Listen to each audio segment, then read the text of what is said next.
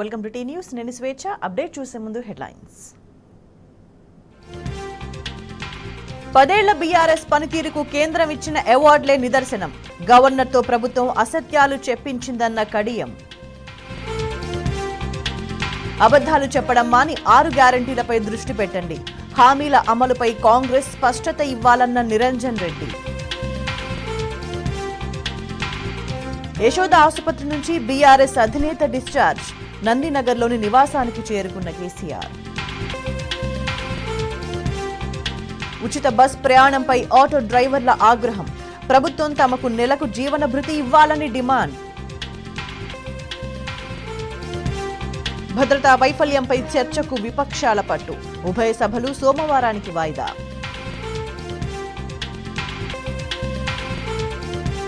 గ్రామ సభలో గ్రెనేడ్లతో దాడి. Ukraine MP నిర్వాకం.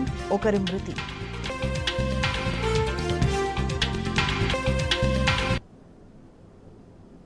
గవర్నర్ ప్రసంగంలో కొత్తదనమేమీ లేదన్నారు బీఆర్ఎస్ ఎమ్మెల్యే కడియం శ్రీహరి. బీఆర్ఎస్ పాలనలో తెలంగాణ సాధించిన ఘనతను పూర్తిగా విస్మరించడం బాధాకరమని చెప్పారు. కాంగ్రెస్ వచ్చే వరకు రాష్ట్రం తిరోగమనంలో ఉన్నట్టుగా, ఇప్పుడిప్పుడే ప్రజలు స్వేచ్ఛగాలులు పీలుస్తున్నట్టుగా మాట్లాడడం దారుణమన్నారు. అటు కాంగ్రెస్ ప్రకటించిన 6 గ్యారంటీలు, సంక్షేమ అభివృద్ధి కార్యక్రమాల అమలుపై రోడ్ మ్యాప్ ప్రకటిస్తే బాగుండేదని చెప్పారు. మొత్తంగా కాంగ్రెస్ మేనిఫెస్టోను చదివినట్లుగా గవర్నర్ ప్రసంగం ఉందని కడియం విమర్శించారు. గవర్నర్తో కాంగ్రెస్ పూర్తిగా అబద్ధాలు చెప్పించిందని, వాటిని వల్లించడం ఆమె హోదాకు శోభనివ్వదన్నారు ఎమ్మెల్యే కడియం. గవర్నర్ గారి ప్రసంగంలో కొత్తదనం ఏమీ కనిపించలేదు. నూతనంగా ఏర్పడిన ప్రభుత్వము రాబోయే రోజులలో రాష్ట్ర అభివృద్ధికి సంబంధించి, ప్రజల సమస్యల పరిష్కారానికి సంబంధించి ఏ రకమైన మార్గం ఎంచుకుంటున్నది, ఏ రకమైన ప్రణాళికలు రూపొందించుకున్నదనే విషయంలో ఏమాత్రం కూడా స్పష్టతనివ్వలేదు. గవర్నర్ ప్రసంగం పూర్తిగా కాంగ్రెస్ పార్టీ ఎన్నికల మేనిఫెస్టోను చదివినట్టుగానే ఉంది తప్ప, గత ప్రభుత్వాన్ని విమర్శించడానికే జాయింట్ సెషన్ ఉపయోగించుకున్నట్టుగా ఉన్నది తప్ప కొత్తదనం ఏమీ కనిపించలేదని చెప్పి ఈ సందర్భంగా తెలియజేస్తున్నాను. దురదృష్టం ఏంటంటే, గత 10 సంవత్సరాలు తెలంగాణలో తిరోగమనంలో ఉన్నదన్నట్టుగా ఆమె మాట్లాడింది. కానీ తెలంగాణ జాతీయ స్థాయిలో అనేక రంగాలలో అభివృద్ధి సంక్షేమ కార్యక్రమాల అమలులో రోల్ మోడల్గా వ్యవహరించింది. జాతీయ స్థాయి సంస్థల నుంచి, కేంద్ర ప్రభుత్వం నుంచి అనేక అవార్డులు అందుకున్నదనే విషయాన్ని ఆమె మర్చిపోయింది.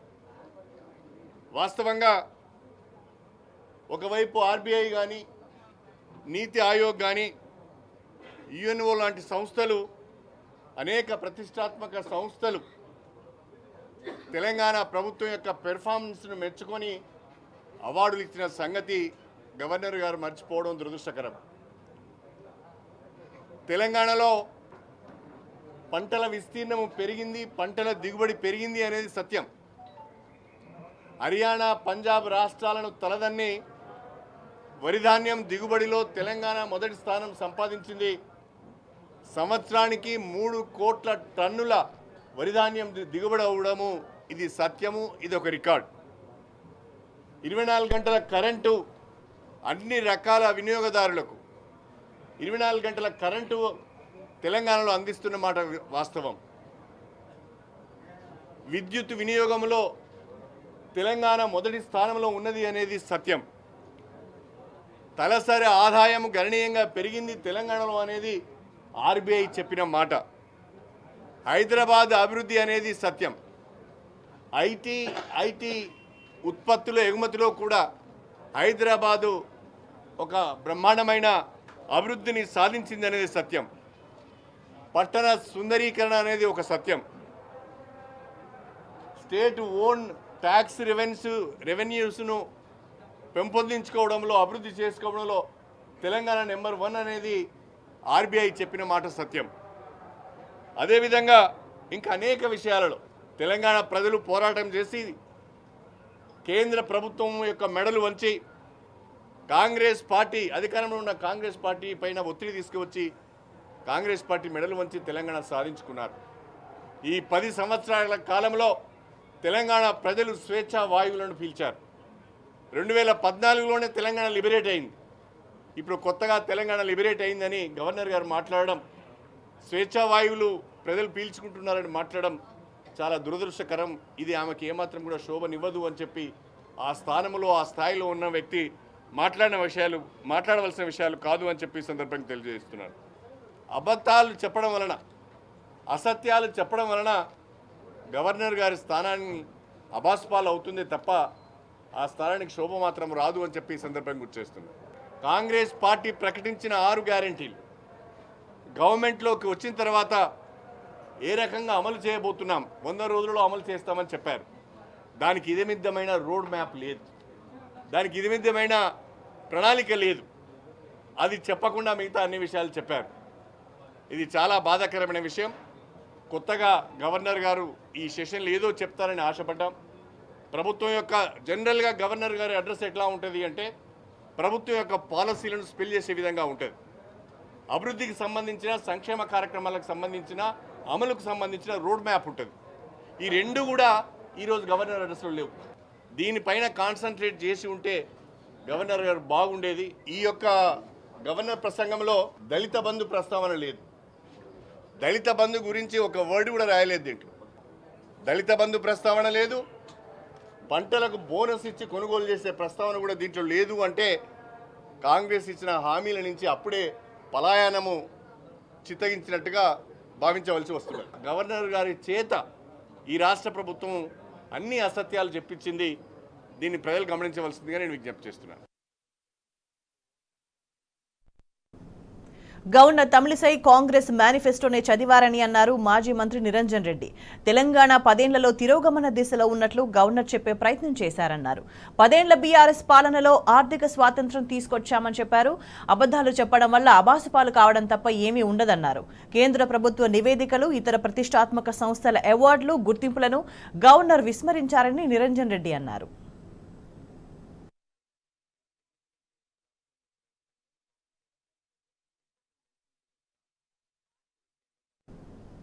బీఆర్ఎస్ అధినేత కేసీఆర్ యశోద ఆసుపత్రి నుంచి డిశ్చార్జ్ అయ్యారు. ఆసుపత్రి నుంచి నందినగర్లోని తన నివాసానికి వెళ్లారు.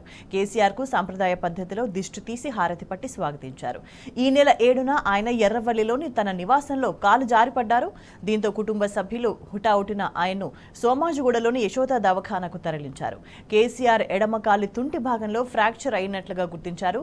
8వ తేదీ సాయంత్రం కేసీఆర్ తుంటి ఎముక మార్పిడి శస్త్రచికిత్స విజయవంతంగా నిర్వహించారు. అప్పటి నుంచి ఆసుపత్రిలో చికిత్స పొందారు. తనకు చికిత్స అందించిన డాక్టర్లు, నర్సులు సహా యశోద సిబ్బందికి కేసీఆర్ పేరు పేరున ధన్యవాదాలు తెలిపారు.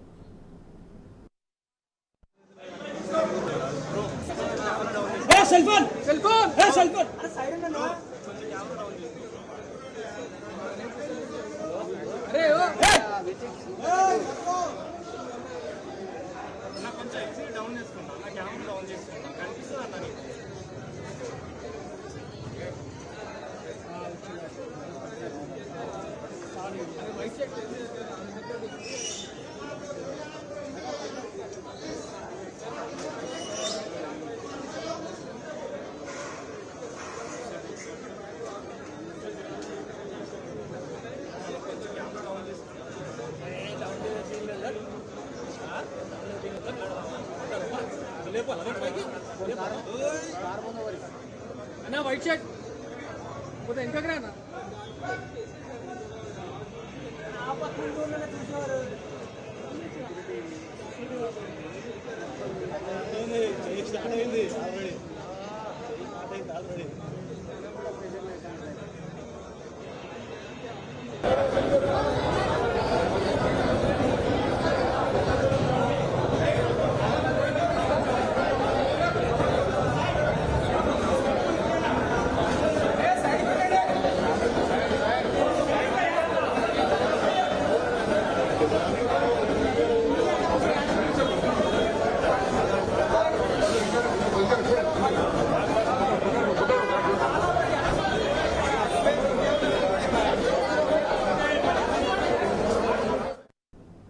దొంగతనానికి ప్రయత్నించి దొరికిపోయిన దొంగ తప్పించుకొని చెరువు మధ్యలో ఉండిపోయిన ఘటన మేడ్చల్ జిల్లా సూరారంలో చోటు చేసుకుంది.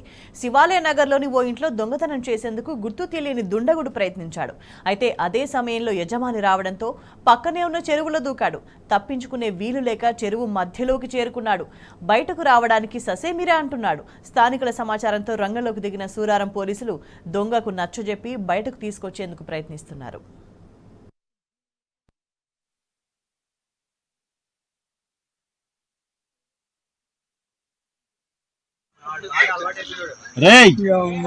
ఇట్లారా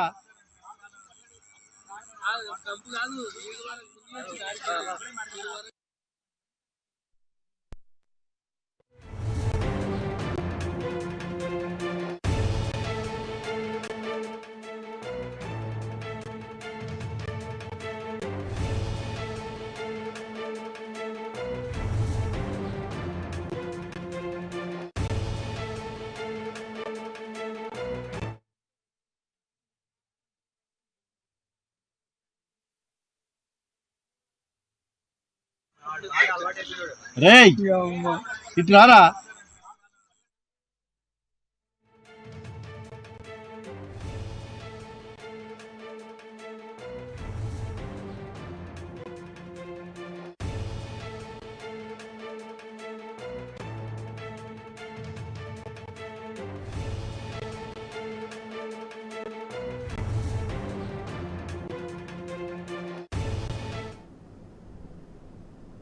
నిజామాబాద్ జిల్లా బాల్కొండ క్యాంపు కార్యాలయ నిర్మాణ పనులను ఎమ్మెల్యే వేముల ప్రశాంత్ రెడ్డి పరిశీలించారు. కాంట్రాక్టర్, నిర్మాణ సిబ్బందికి పలు సలహాలు, సూచనలు ఇచ్చారు. మిగతా పనులను త్వరగా పూర్తి చేయాలని ఆదేశించారు. ఎమ్మెల్యే వేముల వెంట స్థానిక ప్రజాప్రతినిధులు, నాయకులు, కార్యకర్తలు ఉన్నారు.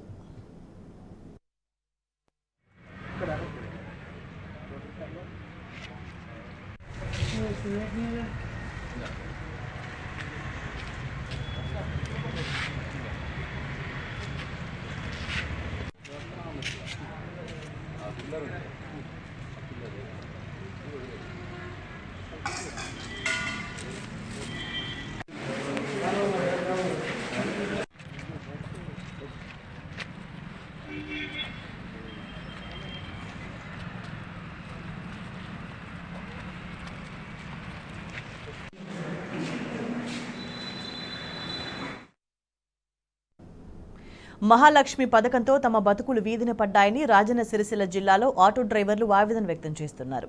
ప్రభుత్వానికి వ్యతిరేకంగా నినాదాలు చేస్తూ సిరిసిల్లలో ఆటో డ్రైవర్లు నిరసన వ్యక్తం చేశారు. వందలాది ఆటోలతో భారీ ర్యాలీగా వెళ్లి కలెక్టర్ ఆఫీసు గేట్ దగ్గర ఏవో రామరెడ్డికి వినతి పత్రం సమర్పించారు. ఇన్ని రోజులు ఆటోలతో జీవనోపాధి పొందిన తమకు మహాలక్ష్మి పథకం పంటి కింద రాయిలో మారిందన్నారు. గిరాకీ లేకపోవడంతో నెల నెలా ఫైనాన్స్ ఎలా కట్టాలంటూ ప్రభుత్వాన్ని ప్రశ్నిస్తున్నారు. ఆటో డ్రైవర్లకు నెలకు 10,000 రూపాయలు ఇవ్వాలి, 5 లక్షల జీవిత బీమా కల్పించాలని డిమాండ్ చేశారు.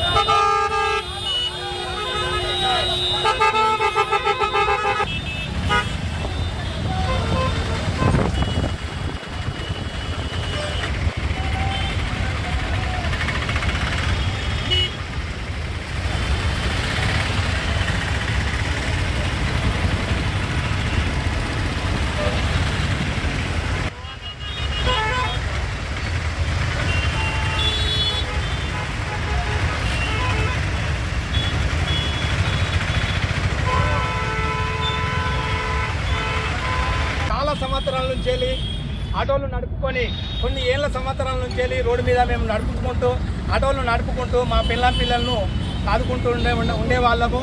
ఏనాడు కూడా రోడ్డున ఎక్కే పరిస్థితి మాకు రాలేదు. ఎందుకంటే మేము కష్టపడితేనే కానీ ఆటో రోడ్డు మీదకి ఎక్కి నడిపితేనే కానీ మాకు 10 రూపాయలు వచ్చేది. ఆ 10 రూపాయలతోని మేము పిల్లలను ఒక పరిస్థితిలో సాదుకునే వాళ్ళము. అలాంటి పరిస్థితులలో ఈరోజు ఉచిత బస్సులు అనేది గవర్నమెంట్ ఉచిత బస్సులు చేపట్టి మేము అనాథలం అయిపోయినాము. మా పిల్లలు రోడ్డు మీద పడే పరిస్థితి అయిపోయింది. మేము నా జీవనోపాధి కోల్పోయినాము. మాకు ఈరోజు ఎలాంటి ఒక 10 రూపాయలు కూడా రోడ్ ఎక్కితే 10 రూపాయలు కూడా రాలేని పరిస్థితులు అయిపోయింది. మహాలక్ష్మి పథకం ద్వారా ప్రవేశపెట్టడం ద్వారా ఈరోజు ఆటో కార్మికులందరూ రోడ్డున పడ్డారు. మహిళలే ఈరోజు ప్రయాణించేవారు. వారికి ఉచిత బస్సు పెట్టడం వలన ఆటో డ్రైవర్లు జీవనోపాధి కోల్పోయి రోడ్డు పడడం జరిగింది. మా కుటుంబాలన్నీ రోడ్డున పడ్డాయి. ఈరోజు బతకలేని పరిస్థితిలో ఉన్నాము. ఈరోజు రోడ్డున ఏ ఒక్క పబ్లిక్ మహిళలు ఎక్కక జీవనోపాధి కోల్పోవడం జరుగుతుంది. కావున మాకు ఆటో డ్రైవర్లందరికీ ఆటో కార్మికులకు నెలసరి జీవన వృత్తి. కాంగ్రెస్ ప్రభుత్వం తీసుకొచ్చిన మహిళలకు ఉచిత బస్సు ప్రయాణంతో తమ బతుకులు రోడ్డున పడ్డాయని ఆటో డ్రైవర్స్ యూనియన్ నేతలు ఆవేదన వ్యక్తం చేశారు. ప్రభుత్వం తక్షణమే తమను ఆదుకోవాలని డిమాండ్ చేశారు. ఇందుకు నిరసనగా ఈ నెల 19న హైదరాబాద్లోని సుందరయ్య విజ్ఞాన కేంద్రంలో Telangana auto motor driver trade union ఆధ్వర్యంలో తలపెట్టిన రాష్ట్ర సదస్సును జయప్రదం చేయాలని యూనియన్ రాష్ట్ర అధ్యక్షులు వేముల మారయ్య పిలుపునిచ్చారు. రాష్ట్ర వ్యాప్తంగా లక్షలాది మంది ఏదైతే కాంగ్రెస్ ప్రభుత్వం వచ్చిన వెంటనే మొదటి వేటు ఆటో డ్రైవర్ల మీద వేసి ఇలా ఉపాధి కోల్పోయి ఇలా ఆటో డ్రైవర్లందరూ ఆర్థిక సంక్షేమంలో కొట్టుమీడాడే పరిస్థితి ఏర్పడ్డది కనుక ఈ విషయం పైన ఈ ఫ్రీ బస్సు విధానానికి వ్యతిరేకంగా 19వ తారీఖు ఈ నెల డిసెంబర్న మరి హైదరాబాద్లో భారీ ఎత్తున సదస్సు నిర్వహించి మరి ఆ సదస్సు ద్వారా ప్రభుత్వానికి మన విజ్ఞప్తి నిరసన తెలియాలని చెప్పి ఈరోజు నిర్ణయం చేయడం జరిగింది. కానీ రేపు మీరు ఏదైతే 19వ తారీఖు మంగళవారం రోజు మీకు స్కూళ్ళున్నా కాలేజీ పిల్లలున్నా ఇతర ఏ వర్కులున్నా అన్నీ స్వచ్ఛందంగా మీకు మీరే బంద్ ప్రకటించుకొని ఆ సభను జయప్రదం చేయాలని చెప్పి ఈ సందర్భంగా మీ అందరికి విజ్ఞప్తి చేస్తున్నా. రెండోది, మీరు ఏదైతే ఫోన్ల ద్వారా మెసేజ్ ద్వారా మద్దతు తెలుపుతారో అట్లా కాకుండా దాంతోపాటు మీరు స్వచ్ఛందంగా మీ హక్కును కాపాడుకోవాలి, మీ పోయిన ఉపాధిని తిరిగి రక్షించుకోవాలంటే ఈ సదస్సును జయప్రదం చేయడం ద్వారా ప్రభుత్వానికి మెసేజ్ పోతుంది కనుక మీ అందరూ భారీ ఎత్తున తరలి వచ్చి సదస్సును జయప్రదం చేయాలని చెప్పి ఈ సందర్భంగా తెలియజేస్తున్నాం. మహాలక్ష్మి పథకానికి వ్యతిరేకంగా రాజన్న సిరిసిల్ల జిల్లాలో ఆందోళనలు వెల్లువెత్తాయి. చందుర్తి బస్టాండ్ వద్ద ఆటో కార్మిక సంఘం ఆధ్వర్యంలో ఒక్కరోజు దీక్షను చేపట్టి నిరసన వ్యక్తం చేశారు. అనంతరం స్థానిక తహసీల్దార్ ఆఫీసుకు ర్యాలీగా వెళ్లి వినతిపత్రం అందజేశారు. కాంగ్రెస్ ప్రభుత్వం మహిళలకు ఆర్టీసీ బస్సులో ఉచిత ప్రయాణం తీసుకొచ్చి వాహన కార్మికుల పొట్టగొట్టిందని మండిపడ్డారు. ఆటో కార్మికుల కుటుంబాలకు నెలకు 15,000 రూపాయల జీవన భృతి ఇవ్వాలని డిమాండ్ చేశారు. కాంగ్రెస్ ప్రభుత్వం ఆదుకోకపోతే పెద్ద ఎత్తున ఉద్యమిస్తామని హెచ్చరించారు.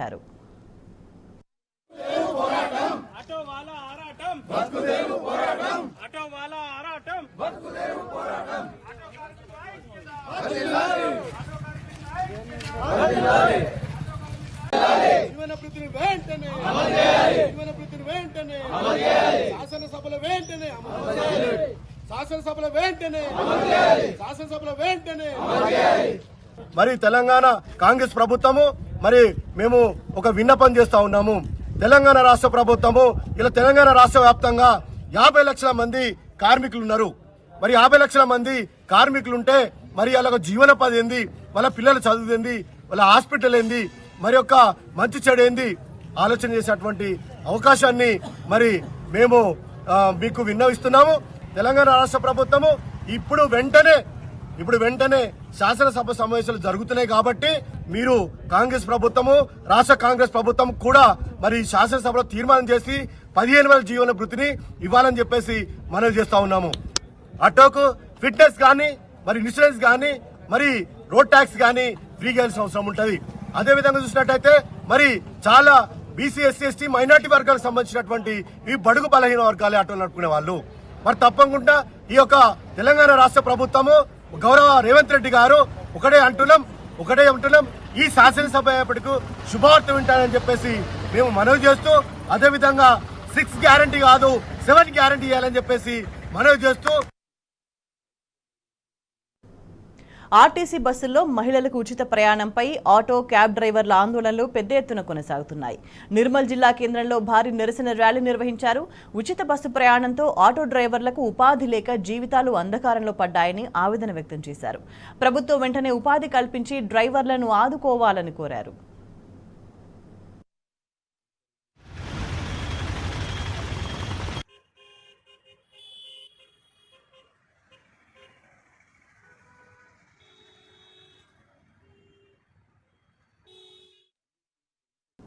కాంగ్రెస్ ప్రభుత్వంపై పెద్దపల్లి జిల్లా రైతులు నిప్పులు చెరిగారు. ఎన్నికల్లో రైతు బంధు 15,000 ఇస్తామని చెప్పి ఇప్పుడు కాంగ్రెస్ నేతలు మాట మారుస్తున్నారని మండిపడ్డారు. కాంగ్రెస్ రైతులకు ఇచ్చిన హామీని నిలబెట్టుకోవట్లేదని చెప్పారు.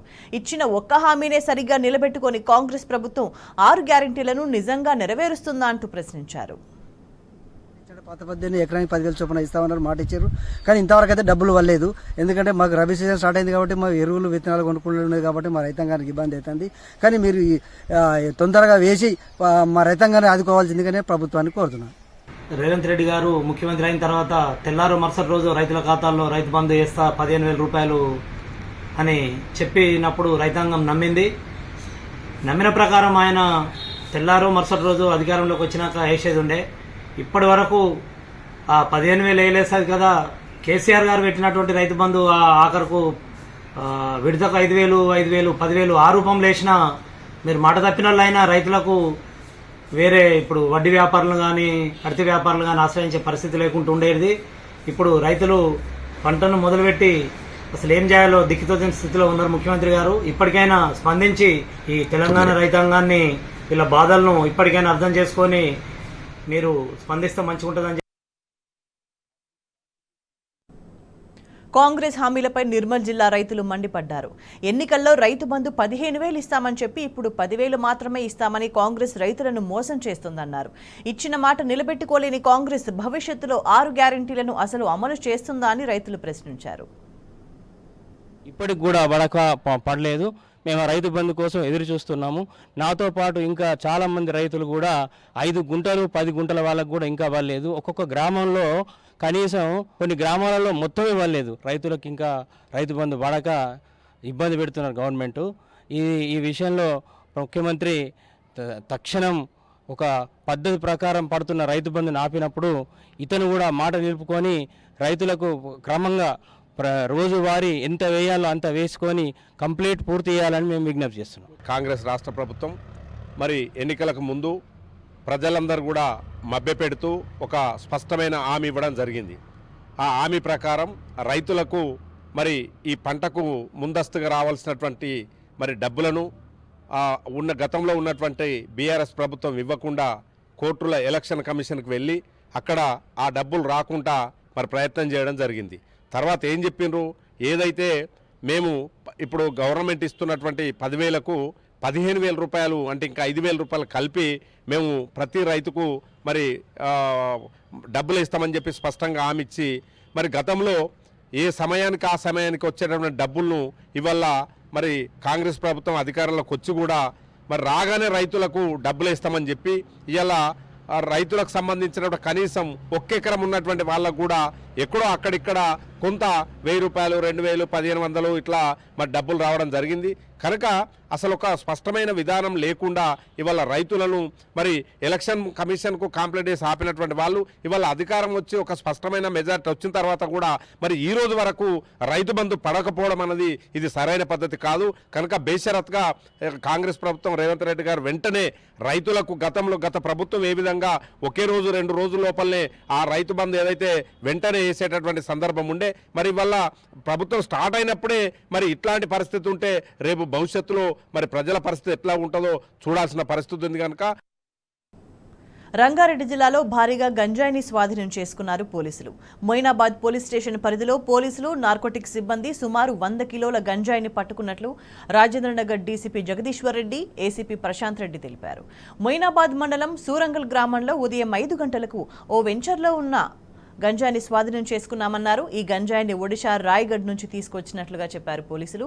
2 అదుపులోకి తీసుకున్న పోలీసులు మరో 2 నిందితుల పరారీలో ఉన్నట్టు చెప్పారు.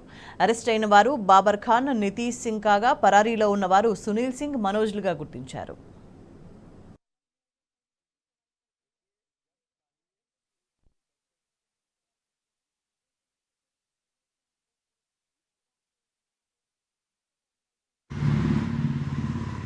అమినాబాద్ ఇన్స్పెక్టర్ రంగా మరియు వాళ్ళ సిబ్బంది, నార్కోటిక్ సెల్ సంబంధించినటువంటి వాళ్ళు కూడా దీంట్లో పార్టిసిపేట్ కావడం జరిగింది. ఇక్కడ ఉన్నాడు మనోజ్ అని ఒక అతను పదంపూర్, అతను ఎబ్స్కాండింగ్ మనకు సప్లై చేసినారు. మెయిన్ ప్రొడ్యూస్ చేసి ఇతనికి ఇవ్వడం జరిగింది. ఈ 100 kgs ఆఫ్ 50 బ్యాగ్స్ ఉన్నాయి ఒక్కొక్కటి నేను చూసినట్టయితే. సో 2 kgs ఈచ్ ఉంటుంది అది ఒకటి. సో 100 kgs అనమాట టోటల్ వర్క్. సో మనకి ఇది NDPS యాక్ట్ కింద కేసు నమోదు చేసుకొని ఇప్పుడు మన కస్టడీలో ఇద్దరు మాత్రమే ఉన్నారు, బాబర్ ఖాన్ అండ్ నితీష్ సింగ్. మిగిలిన వాళ్ళు మనకి ఎబ్స్కాండింగ్లో ఉన్నారు. వాళ్ళందరికీ కూడా డీటెయిల్స్ తీసుకొని దాదాపు ఇంకా 5 మంది మనకు మొత్తం వాళ్ళ భార్యలు లక్ష్మి అని, నందిని అని. సో వీళ్ళందరినీ కూడా కస్టడీ తీసుకున్న తర్వాత వీళ్ళకు మెయిన్ మనం ఎస్టాబ్లిష్ చేసుకోవాల్సింది ఎవరు యూజర్స్.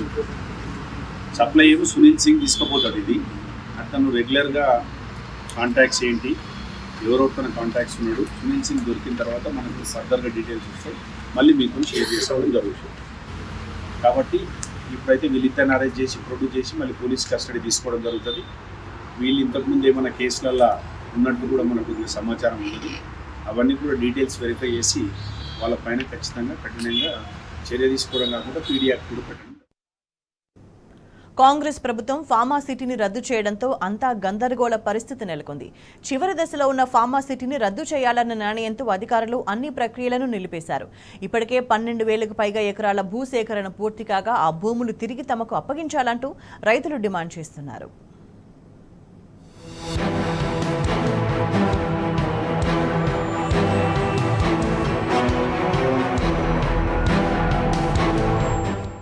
రంగారెడ్డి జిల్లా పరిధిలో ఫార్మాసిటీ ఏర్పాటు కోసం గత కొన్ని సంవత్సరాలుగా అధికార యంత్రాంగం చేపట్టిన చర్యలన్నీ ఒక్కసారిగా నిలిచిపోయాయి. ఫార్మాసిటీ స్థానంలో మెగా టౌన్షిప్లతో కొత్త సిటీని ఏర్పాటు చేసేందుకు సీఎం రేవంత్ రెడ్డి కీలక నిర్ణయం తీసుకున్నారు. తాజాగా రేవంత్ రెడ్డి తీసుకున్న నిర్ణయం రంగారెడ్డి జిల్లా పరిధిలో పెద్ద చర్చనీయాంశంగా మారింది. ప్రభుత్వం అక్కడ మెగా సిటీని ఏర్పాటు చేయాలని చూస్తుండగా ఎలాగో ఫార్మాసిటీని రద్దు చేసినందుకు తమ భూములు తమకిస్తే బాగుంటుందని ఆ ప్రాంత రైతులు కోరుతున్నారు.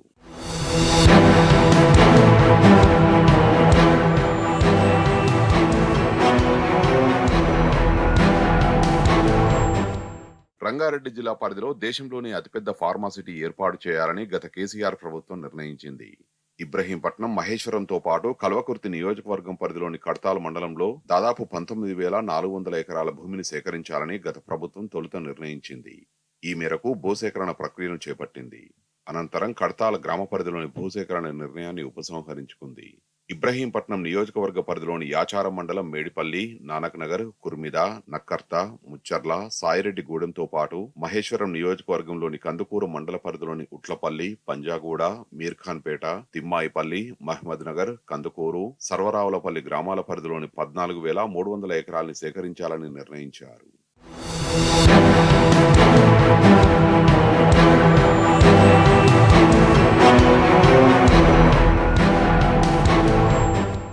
ఇప్పటి వరకు 12,300 ఎకరాల భూసేకరణ కూడా పూర్తి కాగా ఇందులో సుమారు 9,400 ఎకరాల వరకు ప్రభుత్వ భూమి ఉంది. మిగిలిన పట్టా అసైన్డ్ భూములకు ప్రభుత్వం పలు మార్గాల్లో పరిహారం ఇచ్చింది. పట్టా భూములు ఇచ్చిన వారికి ఎకరాకు 18 లక్షల రూపాయలతో పాటు అభివృద్ధి చేసిన 121 గజాల ప్లాటు, ఆ ఇంట్లో ఒకరికి ఉద్యోగం ఇస్తామని హామీ ఇచ్చింది. కోర్టును ఆశ్రయించిన కొందరికి రైతులకు ఎకరాకు గరిష్టంగా 26 లక్షల రూపాయలు వచ్చాయి. అసైన్డ్ భూములు కోల్పోయిన వారికి ఎకరాకు 7.5 నుంచి 8 లక్షల రూపాయలు ప్రభుత్వం చెల్లించింది.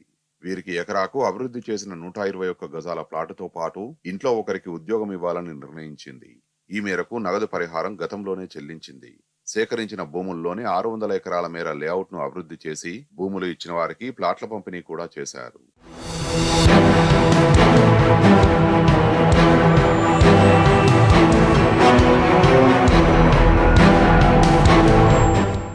ప్రభుత్వం ఫార్మాసిటీని రద్దు చేస్తే ఆ భూములను తిరిగి రైతులకే ఇవ్వాలని ఇబ్రహీంపట్నం మాజీ ఎమ్మెల్యే మంచిరెడ్డి కిషన్ రెడ్డి డిమాండ్ చేశారు.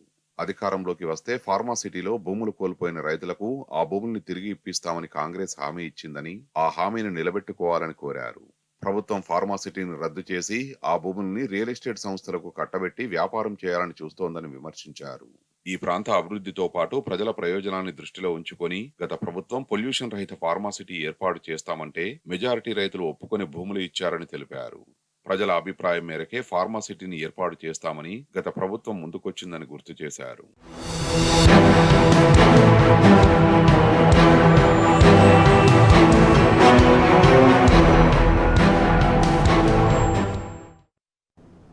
పార్లమెంటు ఘటన ప్రధాన సూత్రధారి లలిత్ మోహన్ ఝా కటకటాల పాలయ్యాడు. ఈ మేరకు పాటియాలా హౌస్ కోర్టు లలిత్ ఝాకు 7 రోజుల రిమాండ్ విధించింది. కాగా కీలక సాక్ష్యాలను లలిత్ ఝా ధ్వంసం చేశాడని పోలీసులు చెప్పారు.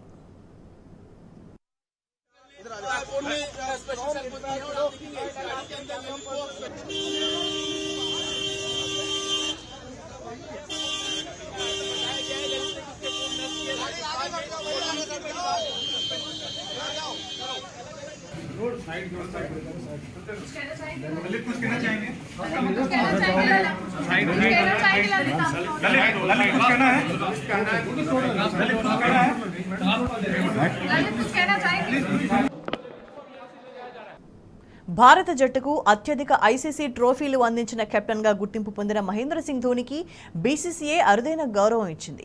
ధోనీ జెర్సీ నెంబర్ 7 రిటైర్ అవుతున్నట్లుగా ప్రకటించింది. అంటే ఇక మీదట భారత క్రికెటర్ ఎవరూ 7వ నెంబర్ జెర్సీతో బరిలోకి దిగడం కుదరదు. సచిన్ టెండూల్కర్ తర్వాత ఈ గౌరవం ధోనీకి మాత్రమే దక్కింది. సచిన్ రిటైర్మెంట్ తర్వాత జెర్సీ నెంబర్ 10 రిటైర్ అవుతున్నట్లు గతంలోనే బీసీసీఐ ప్రకటించింది. ఇక ఇప్పుడు జెర్సీ 7కు ఈ గౌరవం దక్కింది. ధోనీ ఈ పేరుకి ఇండియన్ క్రికెట్ హిస్టరీలో ఒక ప్రత్యేక స్థానం ఉందనడంలో ఎలాంటి అతిశయోక్తి లేదు. భారత క్రికెట్ జట్టు కెప్టెన్స్లో మహేంద్ర సింగ్ ధోనీది ప్రత్యేక స్థానం. కెప్టెన్గా బాధ్యతలు చేపట్టిన కొద్ది కాలానికే T20 వరల్డ్ కప్ గెలిచిన ధోనీ ఆ తర్వాత one day world cup, T20 world cup సాధించాడు. ఇలా వరుసగా ఈ 3 ఐసీసీ ట్రోఫీలు సాధించిన ఏకైక కెప్టెన్గా ధోనీ రికార్డులకెక్కాడు.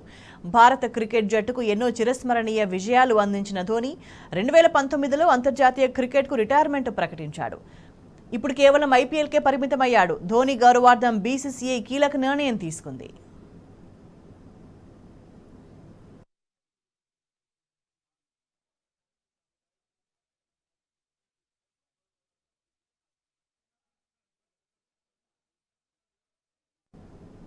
సరికొత్త ట్రావెల్ ప్యాకేజ్లతో ట్రావెల్ ఎక్స్పోకు ఆర్వీ టూర్ అండ్ ట్రావెల్స్ శ్రీకారం చుట్టింది.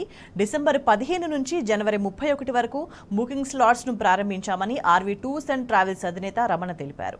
ఈ మేరకు ట్రావెల్ ఎక్స్పో బుక్లెట్లను రమణ ఆవిష్కరించారు. కేవలం 10,000 రూపాయలతో రిజిస్ట్రేషన్ చేయించుకున్న వారికి 2024 డిసెంబర్ 31 వరకు ఏ ప్యాకేజీకి వెళ్లినా ఆకర్షణీయమైన డిస్కౌంట్ సదుపాయం కల్పిస్తున్నామని రమణ చెప్పారు.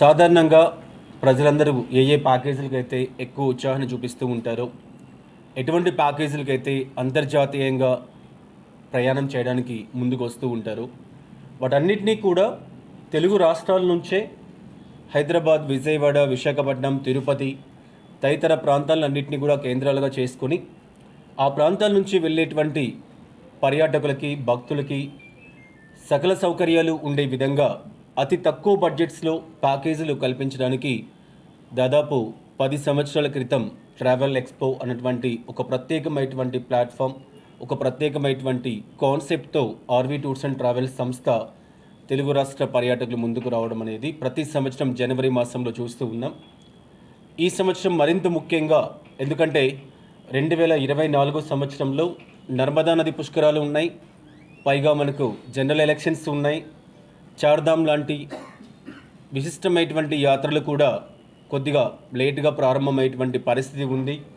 వీటన్నిటిని కూడా దృష్టిలో ఉంచుకొని విపరీతమైనటువంటి రద్దీ ఉంటుంది అన్నటువంటి కారణం చేత ఒక 15 రోజుల ముందుగానే డిసెంబర్ 15వ తారీఖు నుంచి ట్రావెల్ ఎక్స్పో తెలుగు రాష్ట్రాల్లోని అన్ని ప్రాంతాల్లో స్టార్ట్ చేసి జనవరి 31 వరకు కండక్ట్ చేయడానికి సంస్థ నిర్ణయించడం జరిగింది. That's all for now. Stay tune.